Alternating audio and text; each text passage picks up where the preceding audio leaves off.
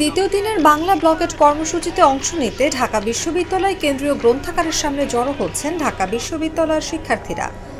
সোমবার বিকেল 3:30টায় বিশ্ববিদ্যালয়ের কেন্দ্রীয় গ্রন্থাগারের সামনে বিভিন্ন হল ও বিভাগের ব্যানারে খণ্ড খণ্ড মিছিল নিয়ে জড়ো হচ্ছেন শিক্ষার্থীরা।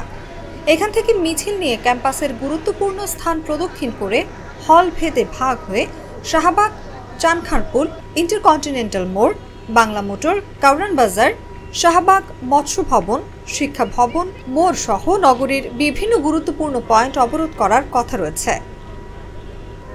বিশ্ববিদ্যালয়ের সেন্ট্রাল লাইব্রেরির সামনে জড়ো হয়ে শিক্ষার্থীরা ৭১-এর পথ ধরো, বাংলা ব্লকেট সফল করো, ব্লকেট ব্লকেট বাংলা ব্লকেট, দফা ১ দাবি ১, কোটা নট কাম ব্যাক, মুক্তিযুদ্ধের মূল কথা সুযোগের সমতা, সারা বাংলায় খবর দে, কোটা প্রথার কবর দে, কোটা প্রথার বিরুদ্ধে ডাইরেক্ট অ্যাকশন, কোটা না মেধা, মেধা মেধা বিভিন্ন স্লোগান দিতে থাকেন।